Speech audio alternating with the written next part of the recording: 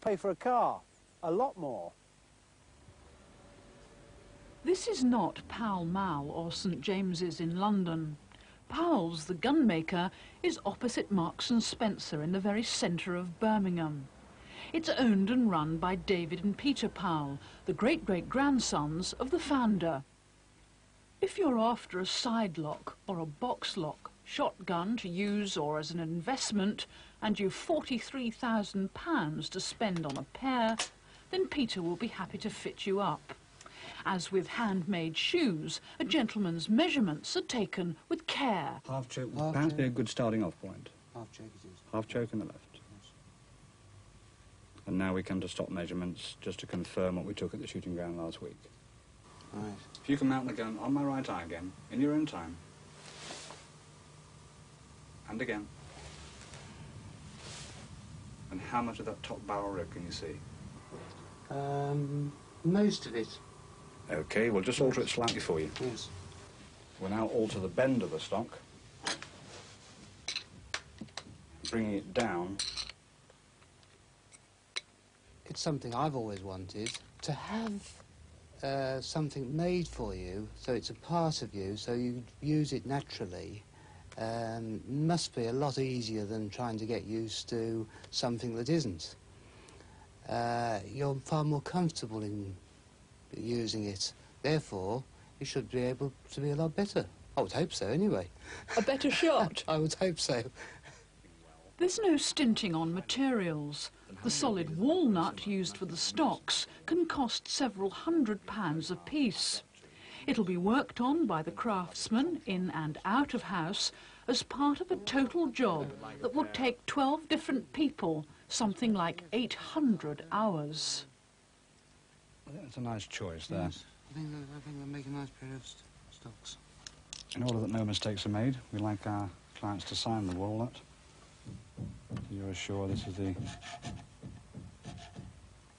wood that will be used for your guns. Jack's one of the craftsmen who has a workshop above the showroom.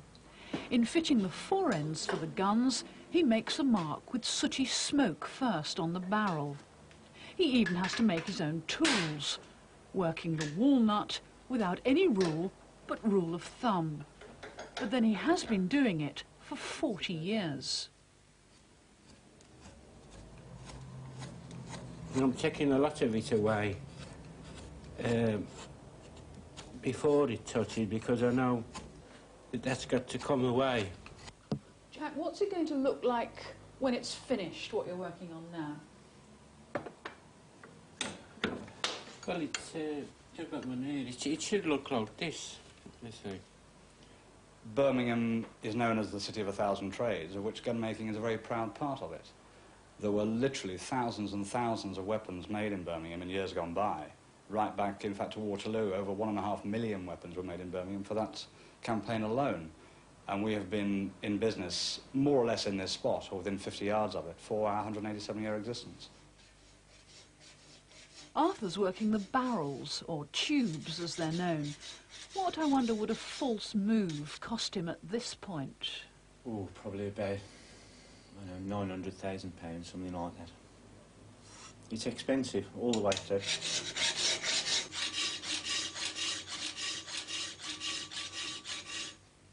I was invited to go to a shoot, and at the end of the day, I claimed one dock, one log floating down the river, and a bag of mushrooms, which was my day shooting. What had gone wrong? I was just bored. Well, that's honest. The testing of the guns, which is next, happens at Birmingham's Proof House. Well, it's the checking and testing of all firearms, new and repairs or anything like that. We're looking for any distortions, dents or anything like that in the barrels. It's got to be straight, it's got to be bored, fine bored, tight on the face, and then after that, after it's been checked, it will then go for firing down the firing gallery. This is just another reason why customers have to wait up to 2 years for their guns. But you can't sell a gun without the proof mark, not unless you want a £1,000 fine. And then there's all the stuff that isn't heavy-duty work. Guns are being made now that are inlaid with mother-of-pearl, gold, silver, even diamonds. Guns have been sold, dare I say, up to £250,000. And the embellishment is a lot of the reason why. It's not uncommon for a client to ask us to engrave his favourite Labrador dog on his gun, or his house. We've even done a boat. It makes it personal to that gentleman or lady, and that creates the heritage in the future. No point in mounting the engraved panels, though, until you know that the barrels are true.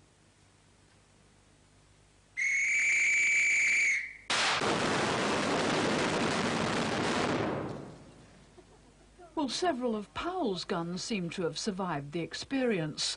They'll eventually find their way out onto the sporting field, much to the disappointment of a few grouse and pheasant.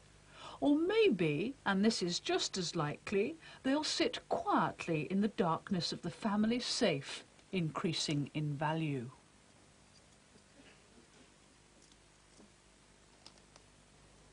Susan Marling at the Gunsmiths.